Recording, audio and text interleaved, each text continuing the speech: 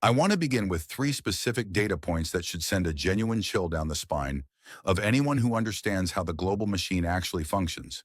12 commercial vessels were captured in a single, sweeping maneuver. 40 Russian naval units were simultaneously active across three distinct maritime theaters, and $3 billion in Western assets are currently locked down in Russian custody, effectively frozen. Washington is expressing outrage. London is convening emergency summits. Brussels is drafting condemnation letters. But here is the uncomfortable truth that none of those capitals wants to admit out loud. This was not a sudden, irrational outburst of anger from Moscow. It was not a chaotic accident. It was a coldly calculated strategy, executed with the precision of a scalpel. And the most alarming part of this entire scenario is not that Russia did it. It is that we are the ones who showed them exactly how to do it. Let's look at the reality of what just took place in the freezing waters bordering the Russian Federation. In a move carried out with absolute military discipline, Russian naval forces launched simultaneous seizure operations against LNG carriers and oil tankers across the Black Sea, the Baltic approaches, and the critical shipping lanes of the Arctic. These were not Russian ships. They were American-operated vessels and Allied flagships. All of them have been detained under legal frameworks so dense and complex that Western maritime lawyers are now scrambling just to untangle the fine print. The reaction from Western leaders followed the usual script: shock, disbelief, and threats of economic retaliation. But having analyzed foreign policy and great power competition for years, I can tell you this with confidence. This time, their surprise was genuine. They truly did not believe Russia would cross this line. And frankly, that failure of imagination is far more worrying than the seizures themselves. It proves that our strategic planners failed to anticipate a move that had been staring them in the face for 2 full years. This requires us to challenge a fundamental assumption you likely hold about the world. You probably believe that international maritime law is a shield, a neutral force field that protects merchant ships from the quarrels of nations. We are taught that commerce is sacred and that freedom of navigation is absolute. Those treaties do exist on paper. But history teaches us a different lesson. Rules only matter if there is a neutral power willing and able to enforce them. When the enforcement mechanism itself becomes a political weapon, those rules dissolve. They are replaced by the laws of physics, force, leverage, and territory. To understand why these ships are sitting in Russian harbors today, we need to go back to late 2022. That is the true origin point of the current crisis. Following the invasion of Ukraine, the Western alliance rolled out what it proudly called the most aggressive sanctions package in history. SWIFT access was cut, central bank assets were frozen, and the now infamous oil price cap was imposed. The logic in Washington was technocratic and confident. The goal was to keep Russian oil flowing to global markets to prevent a price spike, while artificially capping revenue to drain Moscow's war funds. To the U.S. Treasury, this looked like a smart, calibrated precision strike, a way to manage the world through the dominance of the U.S. dollar. But seen through Moscow's eyes, it did not look like policy. It looked like a declaration of imperial control. The West effectively told a nuclear power, "You may sell your own sovereign resources, but only at a price your enemies decide." And how was this enforced? Not initially with warships, but with insurance. Since roughly 90% of global shipping insurance is handled in London and the broader Western system, logistics and finance became the weapon. The ultimatum was simple: play by our rules or your ships become uninsurable. If they are uninsurable, they cannot enter major ports. And if they cannot enter ports, you go broke. For nearly 2 years, Russia absorbed the damage. They appeared cornered. But while Western analysts celebrated the apparent success of the price cap, Moscow was quietly building a back door. They were not idle.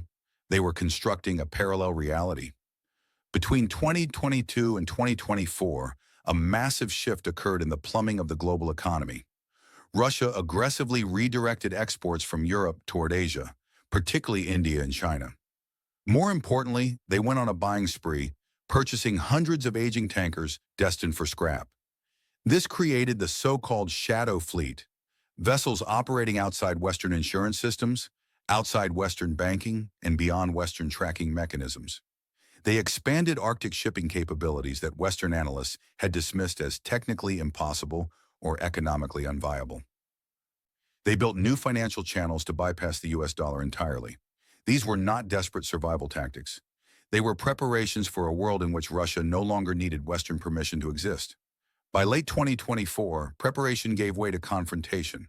Frustrated that sanctions were leaking, the United States and its allies began physically boarding and inspecting tankers in international waters.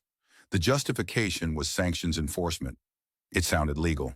It sounded bureaucratic. In practice, economic policy had transformed into physical coercion. Ships were being stopped on the high seas. Moscow watched closely. They documented every boarding, every delay, and every instance in which the West asserted authority over neutral commerce. They built a case file. They waited for precedent. Then, in mid-December, they found their catalyst. An American-operated tanker collided with a Russian research vessel in northern waters, resulting in the deaths of several Russian sailors. Washington immediately labeled it a tragic maritime accident. Moscow told a different story. They claimed the tanker was a spy ship conducting aggressive maneuvers. They demanded the vessel return to a Russian port for a criminal investigation. When it refused and continued its course, Russia escalated.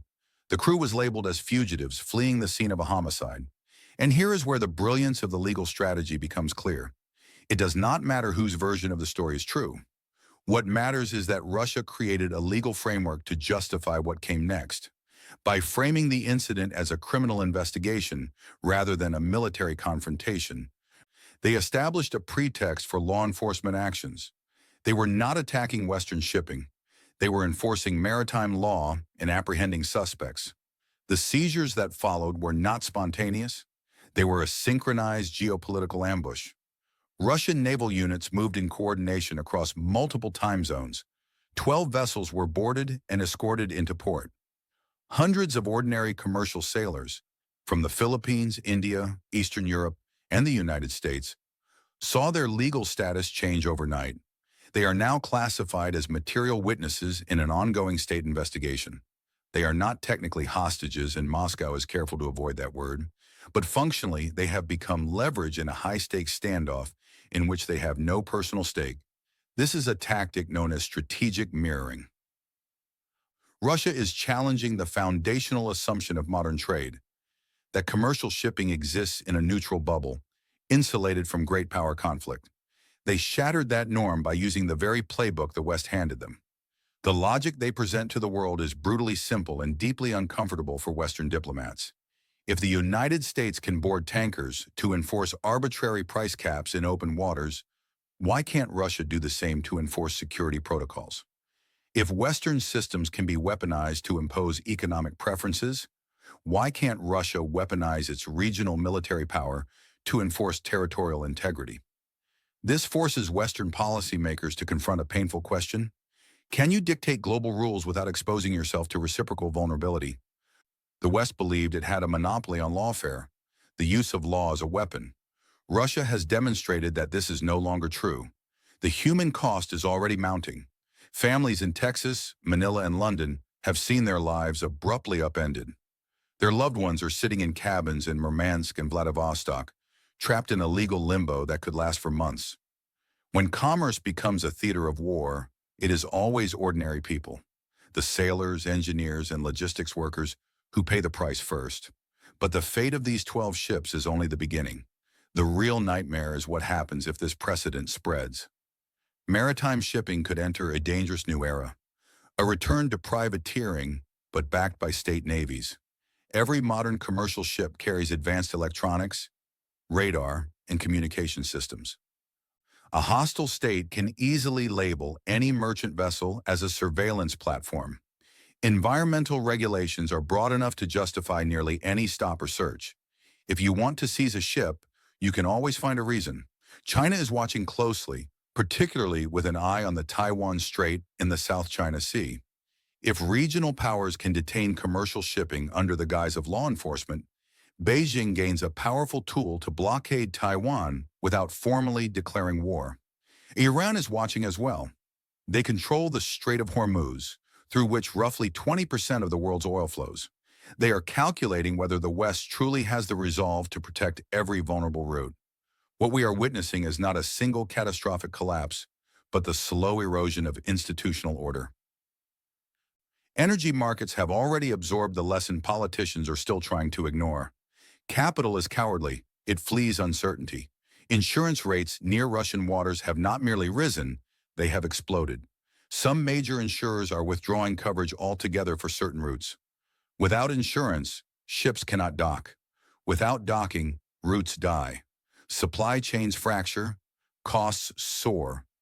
Risk premiums are added, passed from shipper to manufacturer, from manufacturer to retailer, and ultimately to consumers.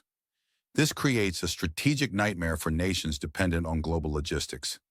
The deepest irony of this crisis is that sanctions designed to isolate Russia have enabled it to demonstrate a different kind of power. The West tried to show the power of the dollar. Russia is showing the power of geography and steel. They cannot win a financial war against Wall Street, but they can impose chaos. They can force adversaries to operate in a permanent state of uncertainty. This is desperation disguised as strategy, and that makes it even more dangerous. A power that believes the rules are rigged has no incentive to follow them. Unable to win by Western standards, Russia is trying to flip the board entirely.